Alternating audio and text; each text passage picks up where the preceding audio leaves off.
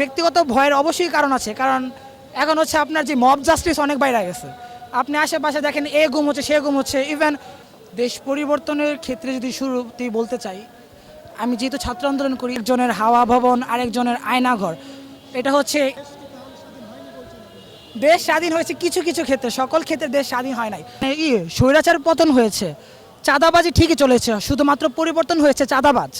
আগে ছিল এক পক্ষ যারা চাঁদাবাজি করতো, তারা হয়তো এখন চলে গেছে, বাট এখন কি হয়েছে, নতুন চাঁদাবাজরা আবার উঠে পড়ে লেগেছে। এখন তাদের ক্ষেত্রে হলো কি, এখন যদি আপনি হ্যাঁ এই এটা হচ্ছে এটা হয়তো বা না বলাটাই ভালো, কারণ সবার চোখে পড়ছে, যেহেতু অ্যাজ এ হিউম্যান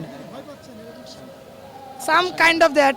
যেহেতু না, এখানে ব্যক্তিগত ভয়ের অবশ্যই কারণ আছে, কারণ এখন হচ্ছে আপনার যে মব জাস্টিস অনেক বাইরে গেছে।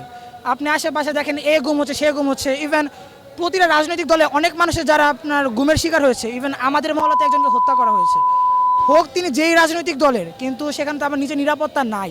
তাহলে আমি কিভাবে অন্য কাউকে আমি প্রকাশ্যে তাকে বলতে পারি যে সে এই কাজটা করছে? অবশ্যই সে খারাপ কাজ করছে, তাকে আমি দেখছি। দেশ স্বাধীন হয়েছে কিছু কিছু ক্ষেত্রে, সকল ক্ষেত্রে দেশ স্বাধীন হয় নাই। আজও রাস্তার মধ্যে মানুষ শীতে আপনার গরম পোশাক ছাড়া সে রাস্তায় থাকছে। আজও প্রতিটা বাঙালি তার খাবারের পরিপূর্ণ অধিকার পাচ্ছে না। বাংলাদেশ ততদিন পর্যন্ত পরিপূর্ণ স্বাধীন হতে পারবে না যতদিন না পর্যন্ত বাংলাদেশের সকল নাগরিকের মৌলিক অধিকার নিশ্চিত হচ্ছে।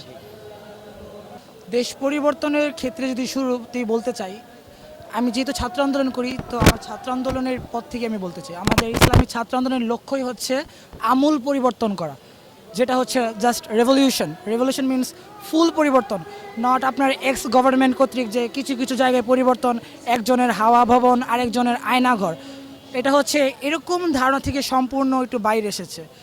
এই কারণে আমরা বলতে চাই, ইসলামী ছাত্র আন্দোলন বা ইসলামী আন্দোলনের যে আইডিওলজি হচ্ছে কি বৈষম্যহীন একটা সমাজ, যেখানে হচ্ছে আপনার আদর্শগত ক্ষেত্রে মানুষ ভিন্ন হতে পারে, কিন্তু জাতীয় স্বার্থে সবাই এক।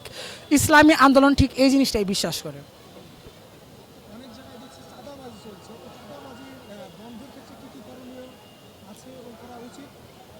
জি, এখন যদি চাঁদাবাজির প্রশ্নে আসি, আপাত দৃষ্টিতে যা আমাদের চোখে পড়ছে, আপনার স্বৈরাচার পতন হয়েছে, চাঁদাবাজি ঠিকই চলেছে, শুধুমাত্র পরিবর্তন হয়েছে চাঁদাবাজ।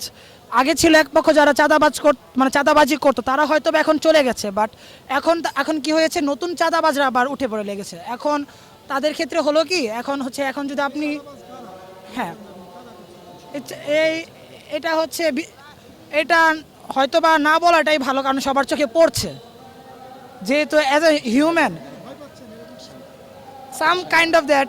যেহেতু না, এখানে ব্যক্তিগত ভয়ের অবশ্যই কারণ আছে, কারণ এখন হচ্ছে আপনার যে মব জাস্টিস অনেক বাইরে গেছে।